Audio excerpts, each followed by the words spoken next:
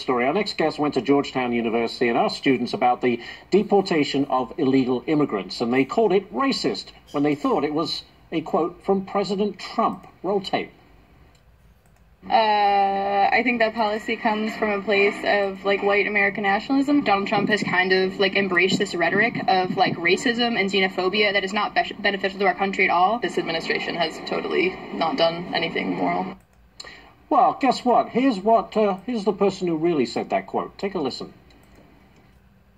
Even as we are a nation of immigrants, we're also a nation of laws. Undocumented workers broke our immigration laws, and I believe that they must be held accountable. That's why over the past 6 years, deportations of criminals are up 80%. And that's why we're going to keep focusing enforcement resources on actual threats to our security.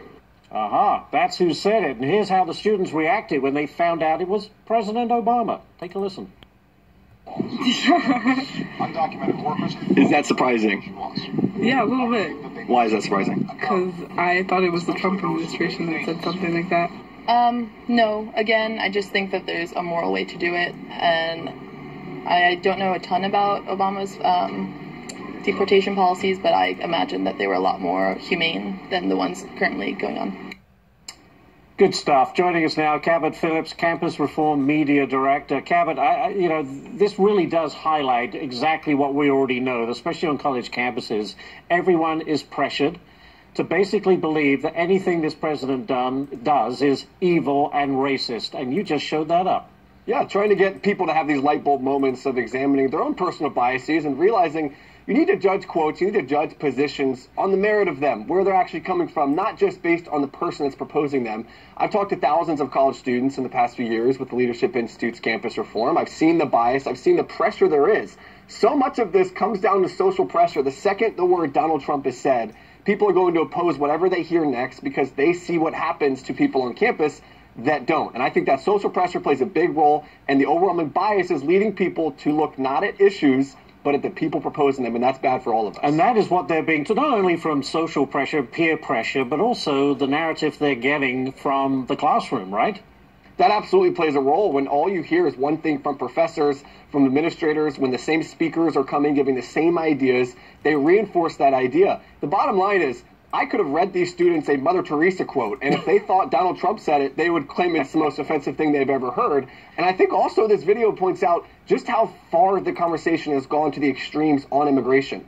5 years ago, it was perfectly reasonable for a Democrat president to say, if you're here illegally and you break the law, we're going to deport you. He was bragging about an 80% increase of those deportations. And 5 years later, that reasonable rhetoric has now gone to the point of being labeled white supremacy and racism. And that extremism is not anything that's going to lead to us having productive conversations on immigration. And, Cabot, it's not just a false narrative, but on the other side of the coin, if you are conservative or have conservative leanings, you will not speak up these days on college campus because the outcome can be pretty negative.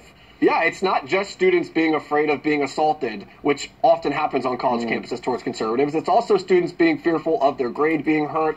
I talk to students all the time that tell me, I don't want to speak up because I'm afraid of what's going to happen to me. I see what happens to other people that do. And also, I think that there's this false breakdown that the left has created where students are convinced that if you are anti-illegal immigration, you must also be anti-immigrant. And there's nothing patriotic about being, pro-illegal immigration. And I think a lot of students are afraid of being labeled xenophobic if they come out against illegal immigration, if they come out against strong border security. And that false dichotomy, I do think, has pressured a lot of people into embracing this ridiculous rhetoric. It's almost a race to the extremes now to try and satisfy them. And you've done a great job of that, and with this latest example. But my next question is, so how does this change? Because this is what's being taught, and this is the reaction you get. What changes? I think the first thing to be done is to empower conservative students on campus to speak up. That's what we're doing at the Leadership Institute and Campus Reform. We're trying to get to the point where students know they're not alone on campus. I think once you get to the point where people are willing to speak up and hold their professors accountable, hold their peers accountable, that's when I think people begin to have these conversations. And also it's up to parents to stop sending their kids to universities that they know are biased. The fact is, it's going to take market forces to come into play before universities to realize not enough people are applying. They're not going to be paying these exorbitant rates to come here if they think we're overly biased. So I do think it's up to people to stop applying to these schools. It's up to students on campus to stand up for what they believe in, and it's up for us as average Americans to make sure we know where our taxpayer dollars are going on campus. It's always fascinating when you come on. Cabot Phillips, Campus Reform Media Director. Cabot, thanks for joining us. Appreciate it.